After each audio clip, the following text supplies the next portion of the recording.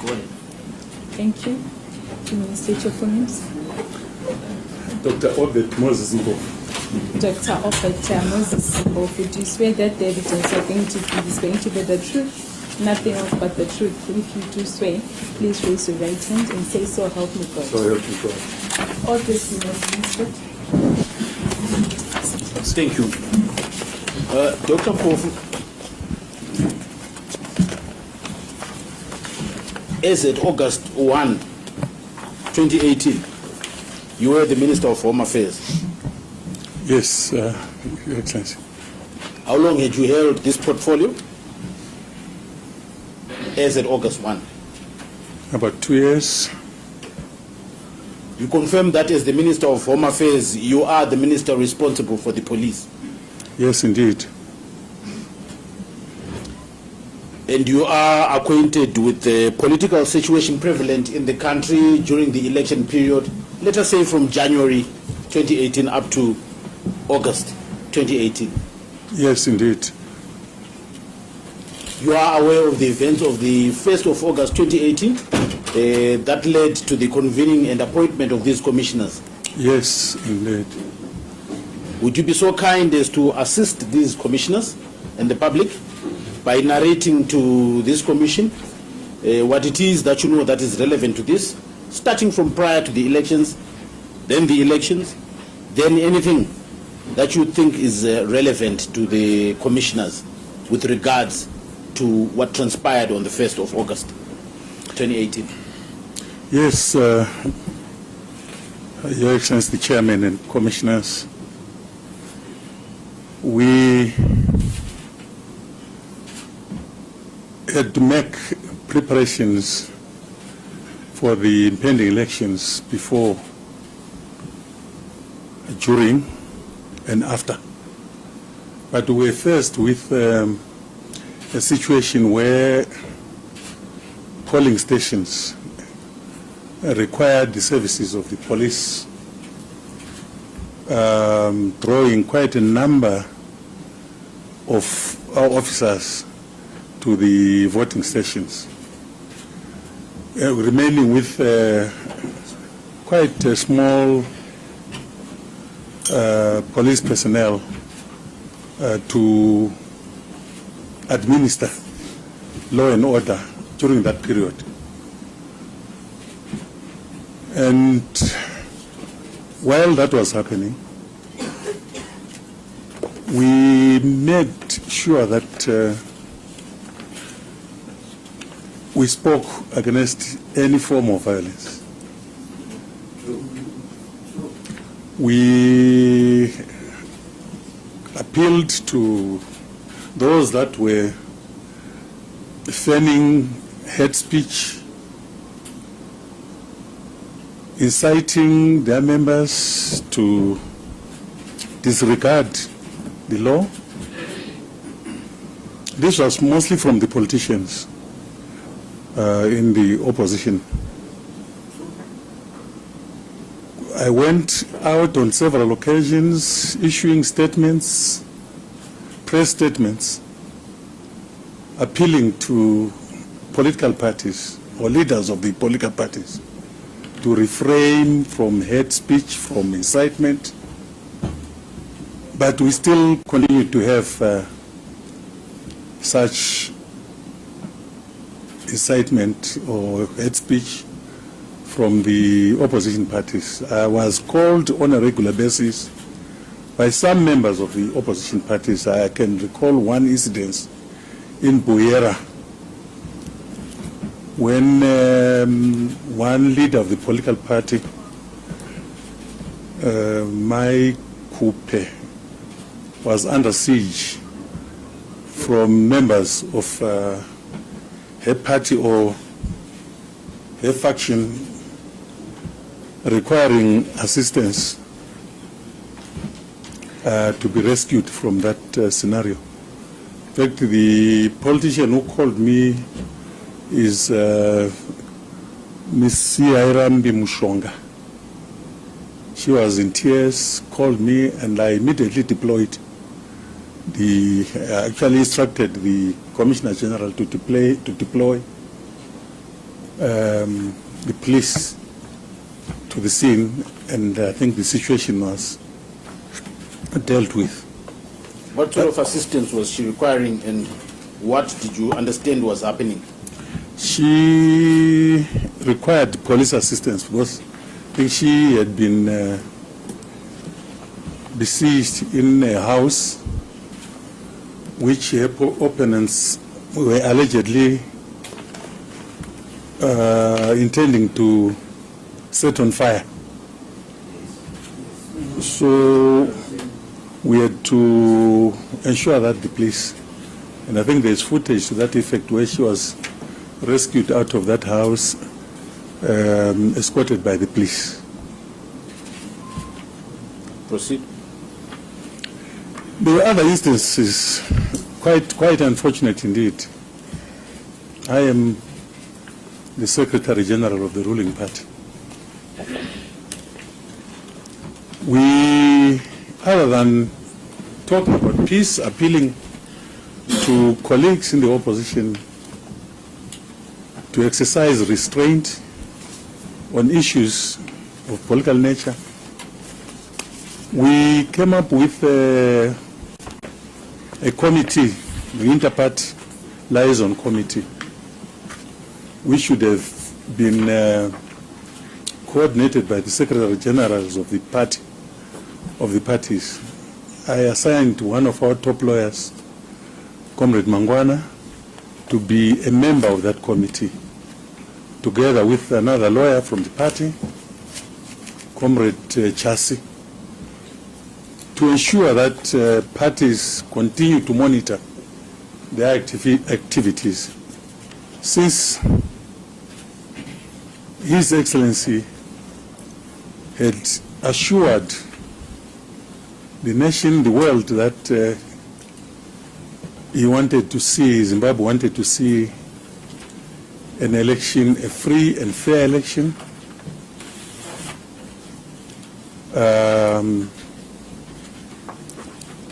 that would see people campaigning, doing their business, political business, campaigning in a manner that is peaceful and democratic.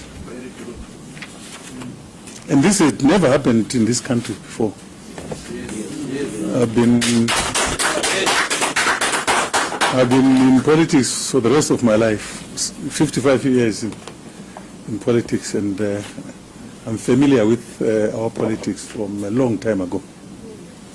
This also surprised us who were in the leadership of the ruling party, that the president directed that people should be allowed to conduct their political business in a free environment, in a totally democratic manner.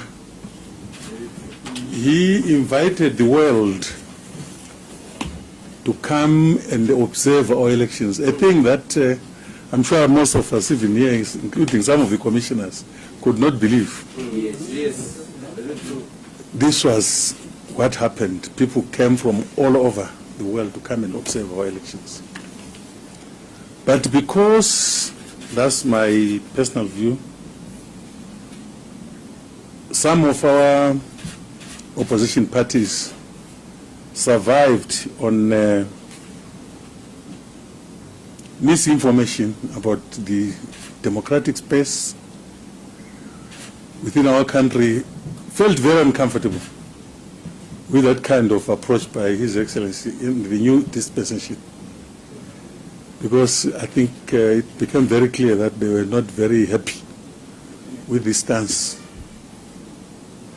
But that was the case. People came and observed our elections. We kept on. I was issuing statements on a regular basis together with the police, just to call for calm and orderliness on the part of the political players, including members of my party. But this was not to be the case. We continued seeing inflammatory hearing inflammatory statements from some people who tend to preach democracy during the day, and during the night they preach violence. Now, the commission has had the opportunity to view a number of videos from pertaining to the pre-election era. I would like to refer you now to the events of the 1st of August 2018. What is your evidence pertaining to the events of that date? Your Excellency, the Chairman of the Commission and distinguished commissioners,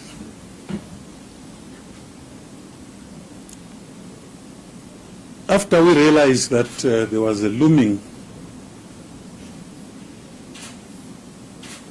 action by those that are prone to violence, just a few days before the elections, we started receiving quite a lot of information. Some documented, some of course through the intelligence, that certain actions were going to be taken by the opposition. I went on public through the media, both local and international. I remember I was invited by NCA of South Africa, but that press conference was addressed by, it was one of the press conferences, but it was attended by most colleagues from the media, both print and electronic, where we cautioned against violence and appealed for calm and orderliness during the period of the election. We, on our part, kept on being advised that some violent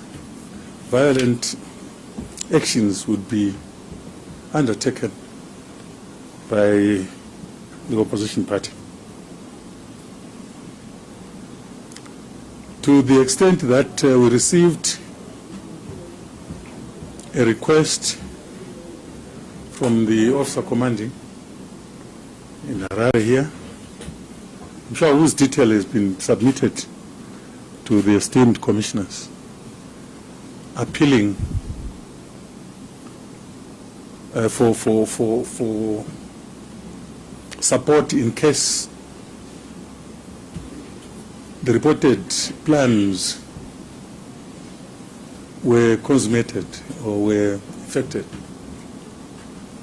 So that was the case. I think the Commissioner General may have given the actually evidence of the process that was followed leading to what happened on the 1st of August. But before anything could be done on my part, because I was still convinced that there would be some modicum of orderliness from those that were preaching violence. I was in my office at ZANU-PF headquarters where I am, and started now witnessing from the 8th floor now groups of people running towards the Sheraton. What is, I think it's called something else now, the HICC. And these were people that were clearly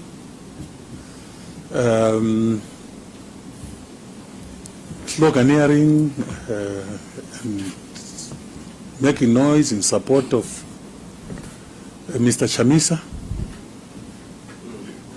And I said, look, let me perhaps call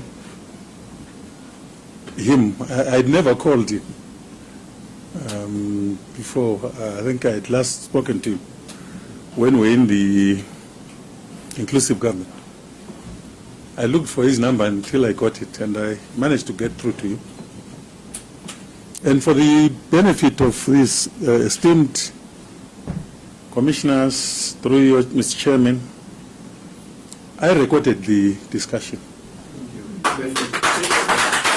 recorded the discussion, as I always do with suspicious characters.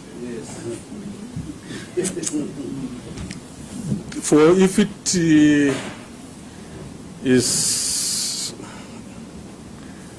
okay with you, Your Excellencies, I have that recording. And it may be really depending on how you want to handle this, because that recording will give you the story, discussion that transpired between Mr. Chamisa and myself. It is available, and I can table it for consideration by this committee, where he admitted that he had lost elections and was trying to throw some aspersions on the role of the vice president. I said, no, our dialogue had nothing to do with the vice president. You are able to avail that recording to Secretariat so it can be forwarded? Certainly so. We have it is on my phone, and I'll avail it to this honorable commission, the Secretariat of the commission. Very well. We'll make arrangements for it to be forwarded to the commissioners. If you could then just bear with us after you have given your evidence, we can then send our technicians to retrieve it and forward it to the commissioners. With pleasure. But I would like you at this stage, for the benefit of the commissioners and the public that are listening, to summarize what is in that conversation. If you can just give evidence on what is contained, what you talked about, as if there is no recording. No, I actually pointed out to him that there were people demonstrating outside in his name. Because they were actually, rowdy young people, no mentioning his name, and also sloganeering, showing the MDC open palm slogan. And initially they were not very violent, I must say. They just demonstrated against making noise, although they were obviously riled by the sight of our revolutionary building. So they went to HICC, I don't know whether they got in, and came back. I think they'd been stopped by the police. Went into wherever they come from. And that is when I started consulting. The police, the colleague, my colleague in the Ministry of Defense, just to warn them that there was likely to be a problem. They went back. Second time they were a bit violent. It became clear that something was brewing in their whatever systems. We started now communicating, following the processes which were articulated by the Commissioner General and the other generals. It is then that I was in my office, we started now communicating with each other as to the request that had been made. I'd like to bring you back to the conversation, your conversation with Chamisa. Would you kindly tell the commissioners what it is that you discussed? Yes, I actually appealed to him to stop what his people were doing. I appealed to him. I don't usually appeal to people that I view as violent. I appealed to him. I said, no, Comrade Chamisa, called him Comrade, please stop what is happening out there. Please, we want this process, as we have always said, to be a free and fair process. A free and fair democratic process. And he, after trying to say a few things, as he likes talking, he ended up saying, no, but now, Minister, you're speaking like a lawyer. I said, no, this is not an issue that would require one to have a legal background. It's a question of orderliness, peace, and tranquility in an atmosphere of democracy. Now we discussed, it was not an acrimonious discussion, but a really official discussion, where he ended up saying that, no, look, I'll look into it and I'll come back to you. He didn't come back to me.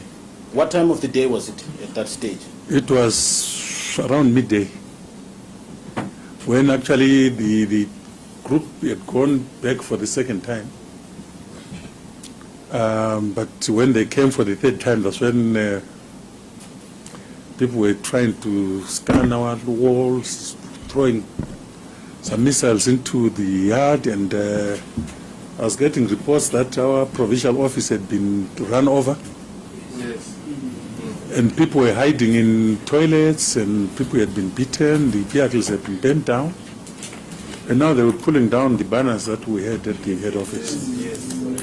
And we told our youths to restrain themselves from reacting, because it was clearly a provocation on us to react, so that the international media would to show us in bad faith. It's unfortunate, it's really unfortunate that this happened. We are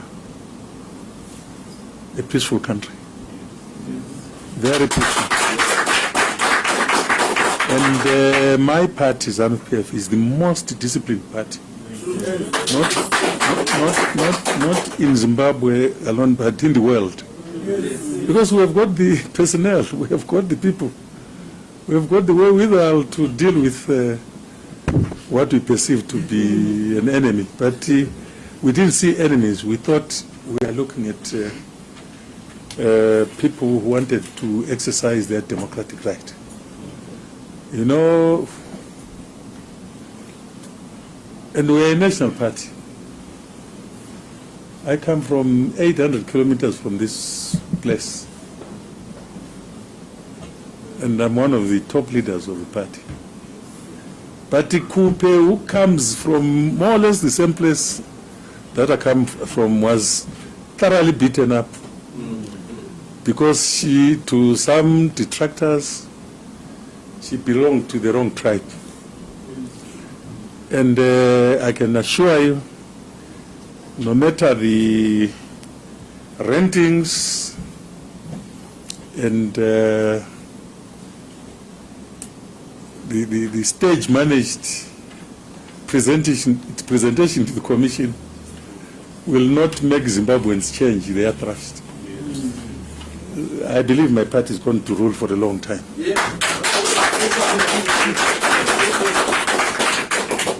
How many times did you speak to Mr. Chamisa that day?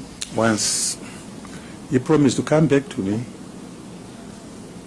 and he didn't come back. But later, on the hindsight, later I was phoned by someone called OBERT MPOFU, who said he's a lawyer for the MDC. And I jokingly told him that, what kind of MPOFU are you? Who advise on such evil things? Because we are not a violent party. So no, he said, no, Lokumdala will talk, but that's as far as Chamisa is concerned. I spoke to him once, he never came back to me. We sought permission from, I wrote to my counterpart, my colleague, about what we were requesting, and that process went up to the principal, and the report back was given by government to pursue with what the police had requested, and that was done. I think there is a record trail to that effect. What is it that the police had requested? Requested support, including the military support, if need be. You were involved in that process? Yes, I was involved in that process. I wrote to the Minister of Defense, who also processed the process to the authorities, and a reply was given back to me, giving authority for that reinforcement, and I sent back that message to the Commissioner General.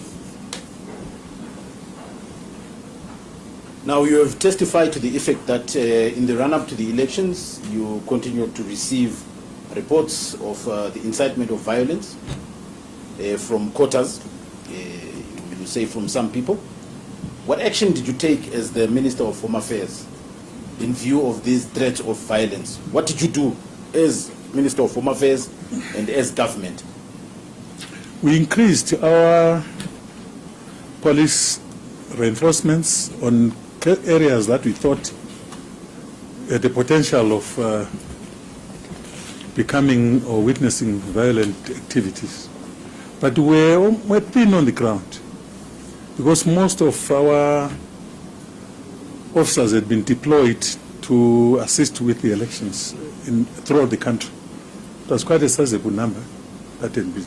So, hence our decision, as requested by the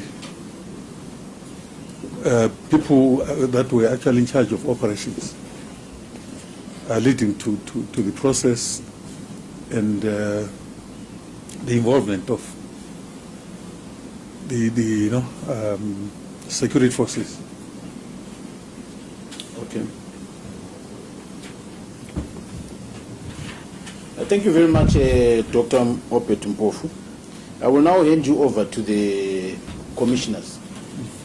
They may have certain questions for you. They may want you to clarify anything on any subject that they so choose. Mr. Chairman, your witness. Thank you very much, Dr. MPOFU. I'll now ask if any of my colleagues has clarity-seeking questions.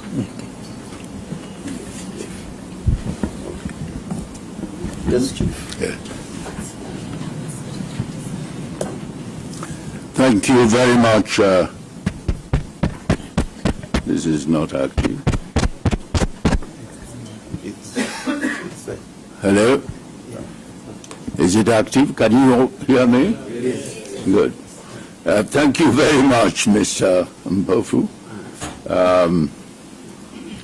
I noted your comment that the police was deployed throughout the country for the election purposes. And so that the number of the police available in Harare to cope with the situation in Harare was considerably reduced. Do I understand you to say that following the reports you were getting before the elections, that the preparation for the possible, at that time, possible help from the military was being planned?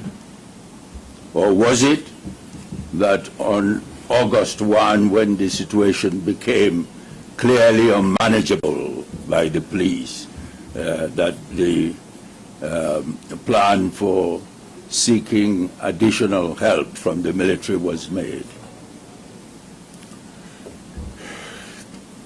Honorable Commissioner, through you, Your Excellency, the Chairman, that's indeed what happened. The request was made on the day of the event or the demonstration.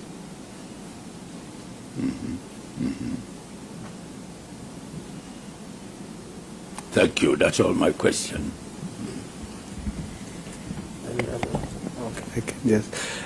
Just to follow up on that, mine is just very legalistic. From what you are saying, I think we've had evidence before and also saw some documents. My understanding, you're saying that the compliance with the law went all through the way that you got a request from the Commissioner General, which you as Minister of Home Affairs processed and requested the Minister of Defense, who then went to requested the President to authorize the deployment. And the President authorized the deployment, and it came back via the Minister of Defense to yourself and then to the Commissioner. Is that correct? It is correct.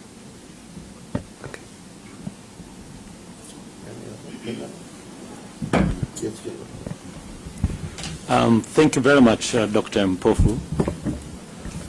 Some witnesses have told this commission that apart from the security forces, there are individuals who happen to possess firearms. Do you have any comment on that, on the possession of firearms by individuals, private individuals, apart from the security forces? Thank you, Your Excellency, Chairman. Thank you, Commissioner. As I indicated earlier on, we continue to receive reports about certain activities or intentions by people who wanted to prove to the world that elections had not gone according to what they expected.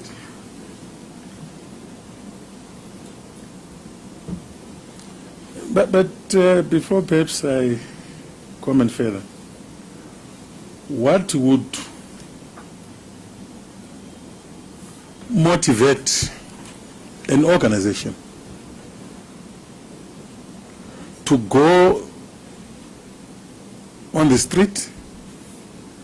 And people can deny, look, you see, people, certain human beings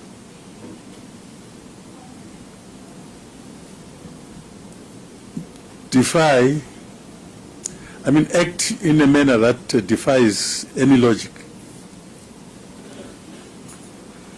Why would people go on the street?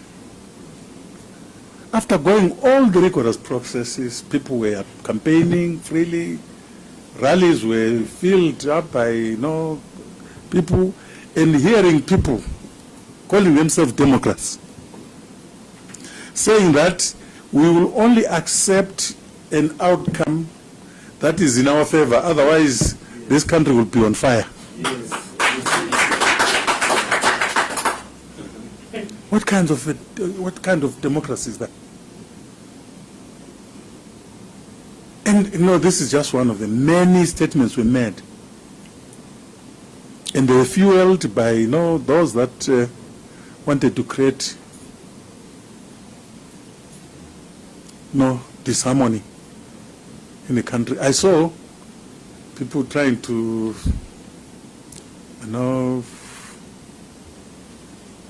quoting some of our Democrats, the founding fathers of our revolution, when it suits them. I come from Motlanthe, and people of Motlanthe are clear about what Comrade Nkomo said about the unity of this country. We are the only country, I won't say this, perhaps in the continent, that doesn't talk about tribalism. We are one. But someone says, no, look at this, Joshua Nkomo. Nkomo would have never subscribed to this charade that we see in the name of Democratic Party. Your Excellencies, I feel honored to be saying this before you. What would motivate an organization to send a group of hooligans into the street, pulling down ZANU-PF banners? And perhaps this is hearsay, but this evidence that has been given here.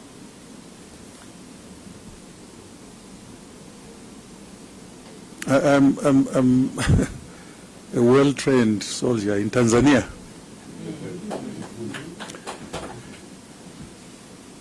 When you shoot from whatever position,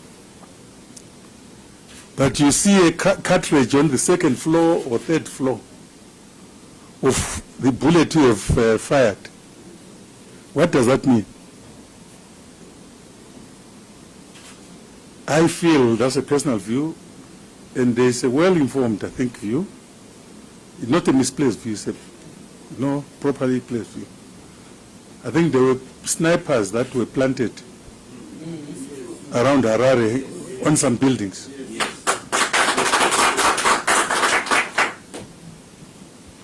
ZANU-PF will never do that.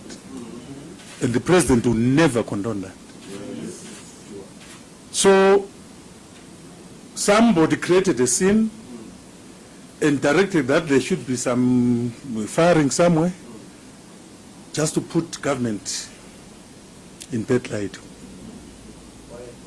And that's why you see the rantings and people trying to be cleverer than what they are on issues that revolve around treason. But look, I think the Commission in its wisdom will deal with this issue. But those guys in the military are very clear. They've been sent all over the country, all over the world on peacekeeping missions. Why would they do a commendable job out there and come back and shoot their brothers and sisters? It's illogical. It's actually something that is difficult to believe. But look, I think we have got more evidence than I have, Chairman, to determine. We don't do those things.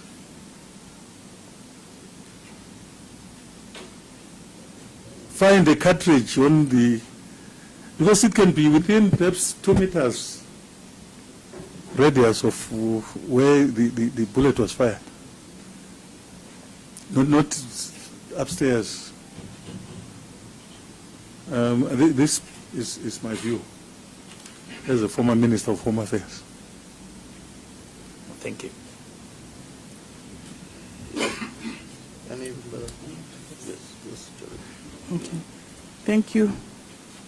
I will. Sorry, Chair. Can I just go and clear my nose? Just 1 minute. Okay. If you permit. Yes, by all means.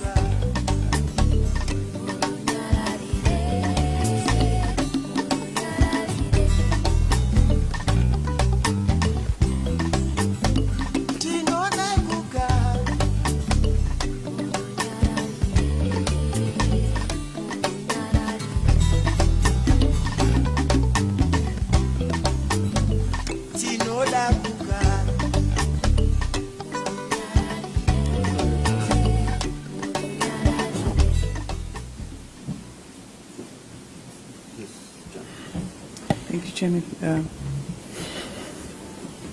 Welcome back. I want to seek a clarification. We saw the demonstrators turning rioters and engaging some of them in some criminal activities, which includes the burning of cars, destruction of property, stoning of people, directly or indirectly. Do you think that arresting all those demonstrators was an option available for the police? Thank you, Excellency. Thank you, Commissioner Professor Manyok. That is an operational matter which those that were responsible for the deployments were concerned. But when there are gunshots coming from all over directions, all directions, I was not there. I don't know, perhaps I would have handled it in a different manner, but I wouldn't want to comment on operational issues because they are really a responsibility of those that were conducting the operations. Thank you very much for that clarification. Thank you, Chairman.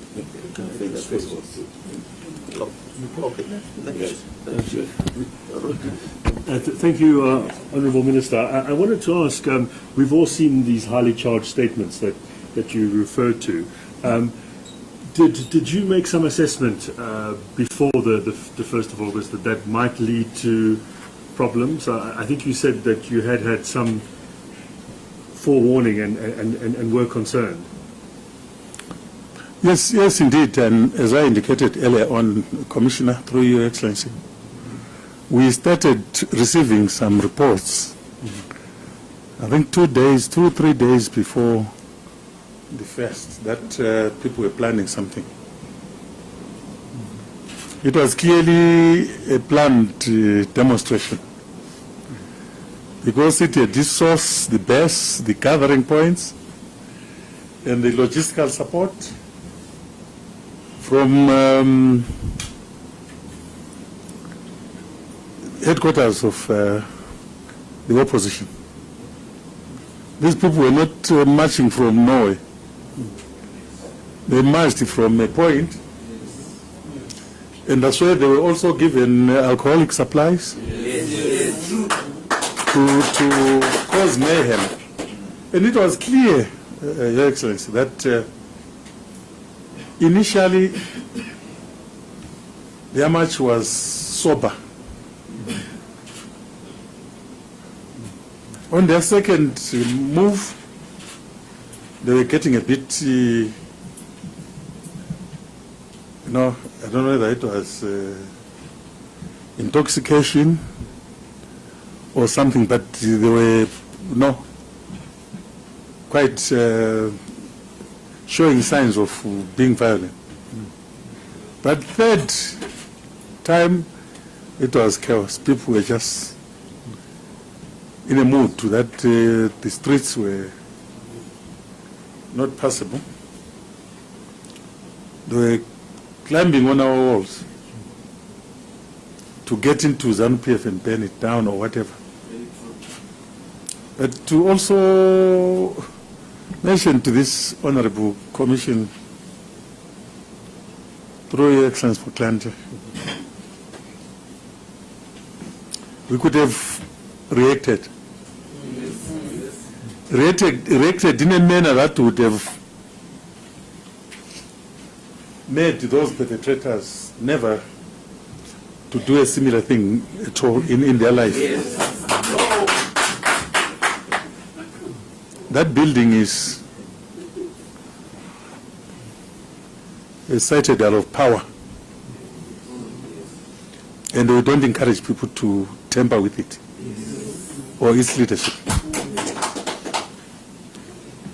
We, I think, all understand the evidence of how it got worse. It was escalating.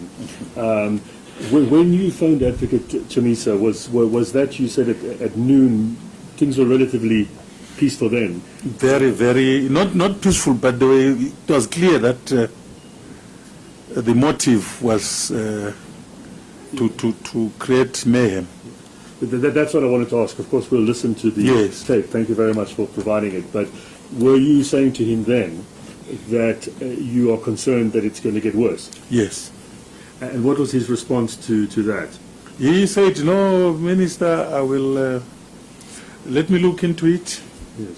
I'll come back to you in a few minutes." Okay. And those minutes have not been realized. And just so that when we listen to the tape, do we have the whole conversation? Yes, it's the whole conversation. It is everything. I mean, it covers the discussion, a full discussion with him. There was nothing left out. And this may seem a silly question, but did he know that he was being taped, or you didn't say anything? No, the type of job, Commissioner, through Your Excellency, I do needs factual records. And I don't take things for granted. See, my office would require that kind of preparedness in case. Okay. Even the media, when they talk to me, I record them.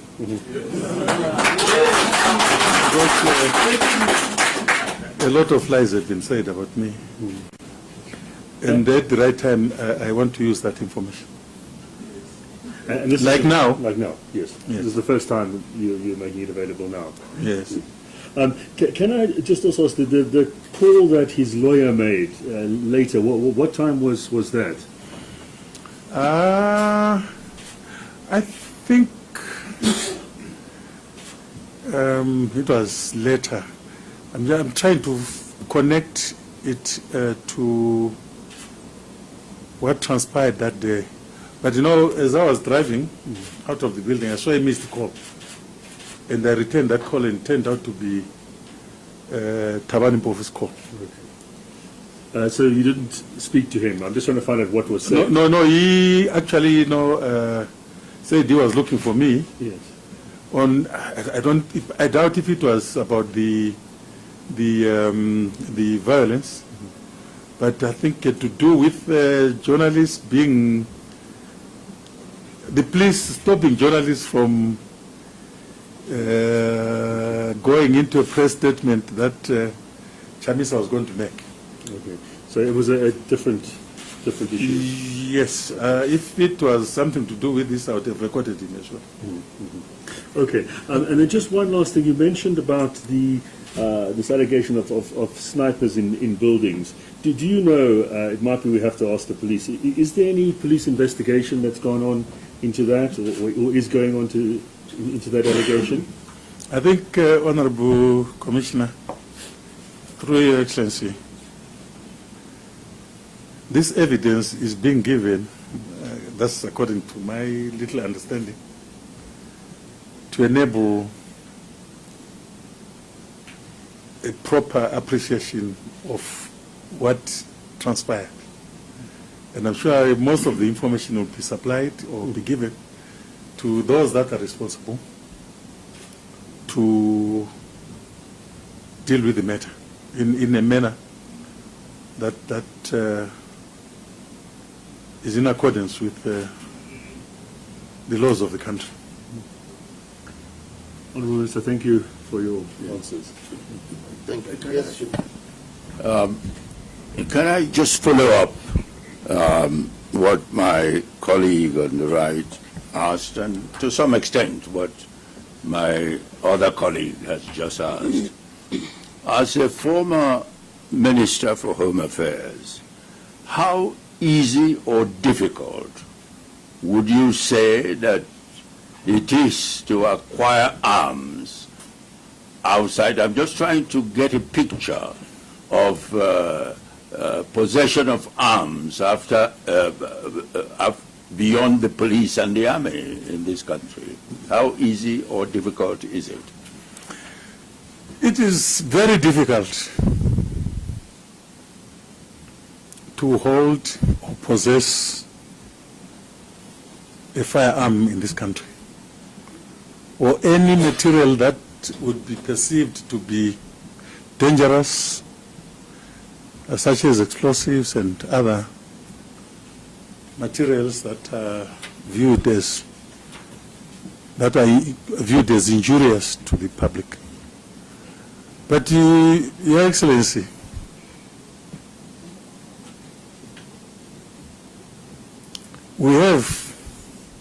it's possible, I don't say it's possible that we have got elements within societies that are motivated by violence to further their own political gains, to acquire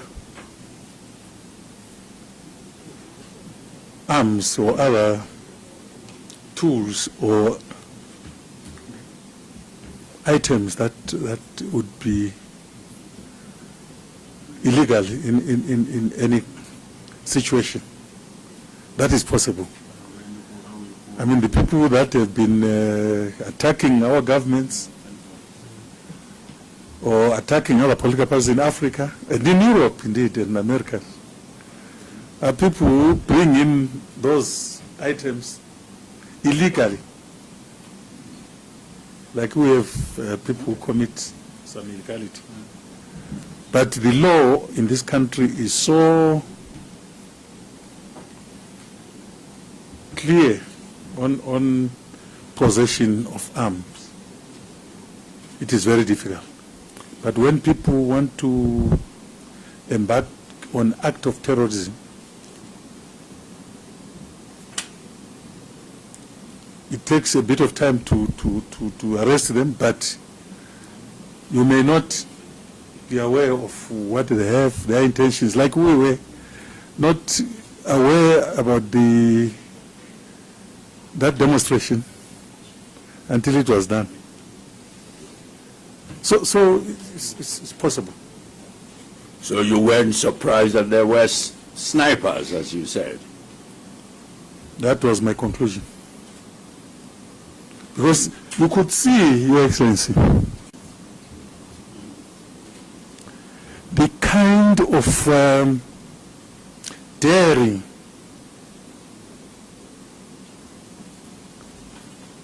by some leaders of the opposition, telling rallies of thousands of people that if I don't win, you won't enjoy your victory. I mean, we have what will it be? Yeah, something that cannot even be said by me or my first minister. With over 50,000 policemen under me, to threaten the whole nation that if I don't win, I will make this country ungovernable. What is it that you've been trusting or believing in? That is the utterance that you said. But you know, again, there is a saying, African saying, that if you see a disabled person threatening to beat you, he or she is stepping on something. So, Your Excellencies, we are disappointed. In fact, the country government is really very, very disappointed and embarrassed by this action. Hence, the appointment of this very esteemed commission of inquiry. Because it is unlike of Zimbabwe to experience that. And you can see some people are bragging about it because it achieved what they wanted it to achieve. Look, I'm not a prophet, but there's something fishy. Thank you. Are you saying that these, the account you are giving of snipers would be targeting ordinary people? That from the theory that you are putting across, that it would not. Have we had a situation where members of the security forces here, the police or the army, have been attacked by ordinary Zimbabweans? Really, like shot at by ordinary Zimbabweans? Your Excellency, Chair, and the Honorable Commissioner, Professor Maduko,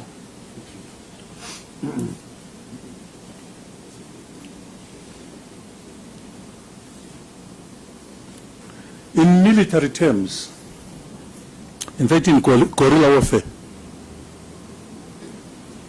if you want to hit the status quo, you must target civilians. I was a guerrilla myself for 15 years. You make the country ungovernable. You don't fight soldiers to take over, to win, to liberate your country. That's my humble conclusion, submission on such issues. Yes, because if, just to finish my professor, if the intention was to fight soldiers or to shoot at soldiers, perhaps there wouldn't have been this commission.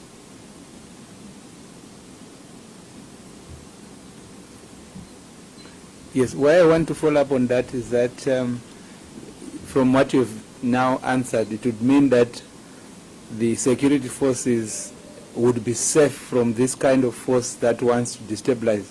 We've had evidence also, some speculation coming from others, saying in fact ZANU-PF, that's what has been said to this commission, actually created the situation. They wanted to, they also targeted civilians, and then so that you get dead bodies, and then you get the army, military to get involved. You are seeing that now having theories. From what you are now saying is that this force would also avoid the police and the army, and then target the civilians. Are you seeing how difficult it is now from that perspective for us? Because it's coming, at least from your side, it would be the opposition that would have the snipers to create that. Now the opposition says, no, actually ZANU-PF that is creating, so in the center we have the civilians, whichever theory we take.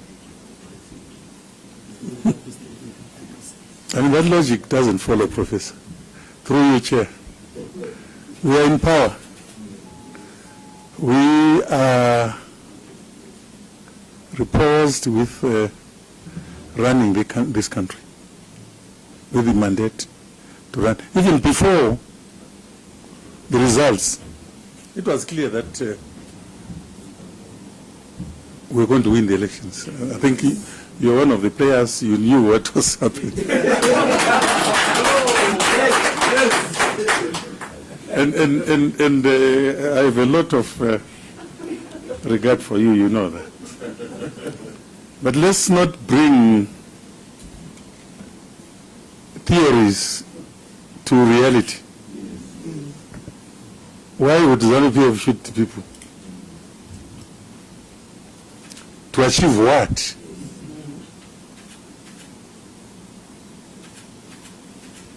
And in Harare, we have always accepted defeat.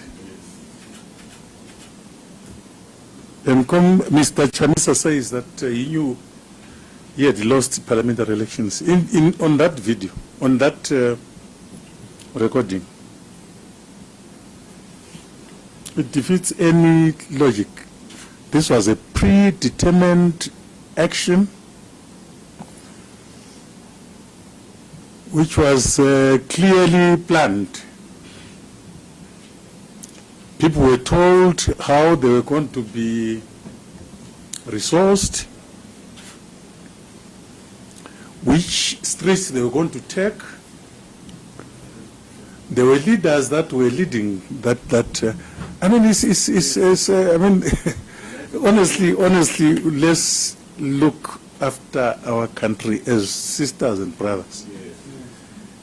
But to try and impress the world through things that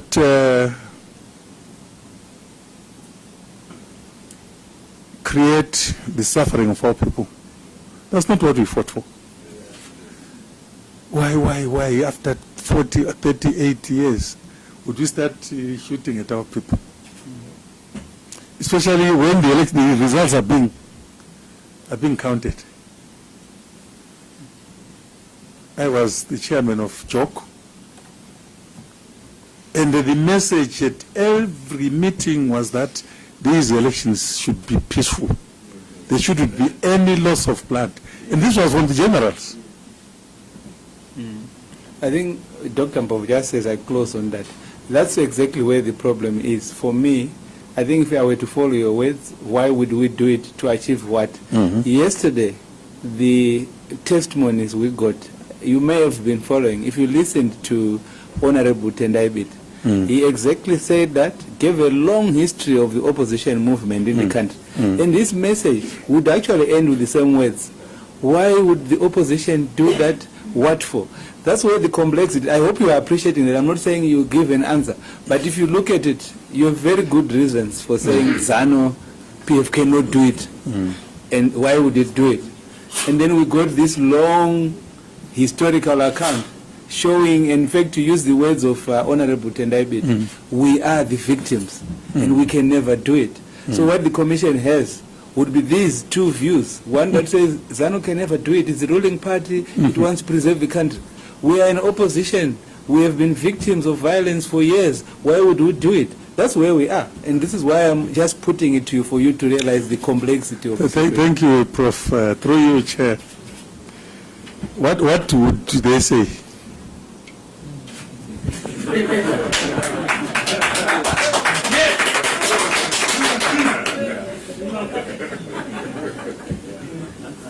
We are a responsible government, united by our leadership.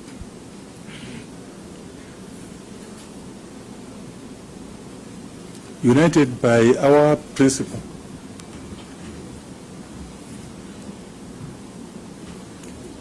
United by our history. I listened to a lot of what was said yesterday. I think 90% of it, if I were a commissioner, but I don't hope I won't be one. Only 10% was relevant to this, according to me. I may be doing the same thing, but I would never countenance a situation where, as government, you order the shooting of innocent people. Never. But someone thought this would be a strategy for them to convince the world.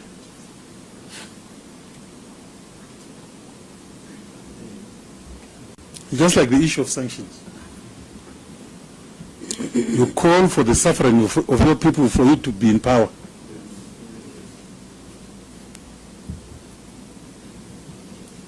I don't want to go into history. I just want to be relevant to what this honorable commission has called me. There are a lot of, you don't win popularity by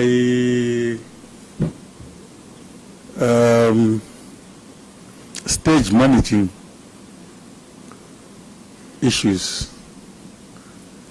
We can give you all the history, all the background, but at the end of it, it will be the people of Zimbabwe to decide on how they want to manage themselves, with, of course, your assistance. I'm just emotional about it because innocent lives were lost. If there was never that demonstration, we wouldn't be sitting here. But the demonstration was created, planned, to do exactly what we are now, the outcome of which is what we are talking about now. We are not foolish. You see? We are not foolish. We respect the sanctity of humanity. Thank you.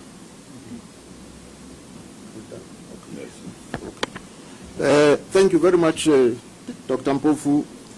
The commission was informed by the officer leading investigations into the criminal activities that unfolded on the fateful day of the 1st of August. And as a commission, we referred two matters to the investigating officer. Two matters that in our book ought to have been investigated long before the commission was established. And we don't know what to do because we were then informed that 41 offenders who had been apprehended and appeared in court. This leaves us with a difficulty because we've looked at the charge sheets and all of that. They don't actually help us as a commission. We would have loved to have sight of the police information with regards to precisely where each one of the fatalities happened, because of the 6, there are 2 that were actually dumped. One at Pararanyatua, and the other at there's a name that touches me, Pismas, at Pismas. Now, just to give you a sense of why we have these concerns, a police officer who is on duty at Pararanyatua on the mortuary side was called in when a group of people dumped a body, and they came in a vehicle that had bullet holes, including, from the account of the police officer, the radiator was also causing the engine to boil because it was short end. And there was a lady passenger inside that vehicle with injuries, still bleeding. But this police officer could not give us the registration number of the vehicle. Instead, he told us about how these people were traumatized and they were crying and so on. I just find that very difficult to fathom, given the gravity of the situation. I thought I should share this with you so that perhaps you could, from your good offices, nudge them into action. Thank you. Thank you, Your Excellency, President, Commissioner Motlanthe. I said earlier on when specific points were raised regarding what transpired on the ground, that those are operational issues. But again, just imagine a situation where a professional soldier or professional soldiers spray bullets into a vehicle.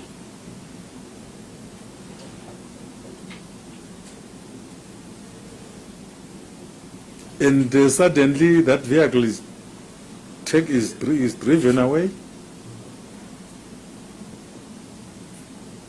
to dump the body at the hospital. And some policeman comes,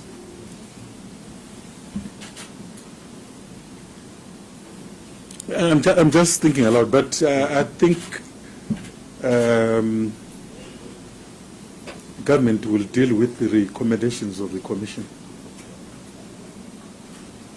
without fear or favor. That's why this is a public commission, and evidence is being given. And that will be taken. In Zimbabwe, once you murder, you get arrested. Not only murder, if you assault, grievous bodily harm, you get arrested. You even if you run away from Zimbabwe, we arrest you whenever you decide to come to Zimbabwe because you are a criminal. So I can assure Your Excellency that, and I'm speaking on authority as a Secretary General of ZANU-PF, as well as a former Minister of Home Affairs, any recommendation that would be given to the government, action will be taken. That I can assure you. Thank you, sir. Okay.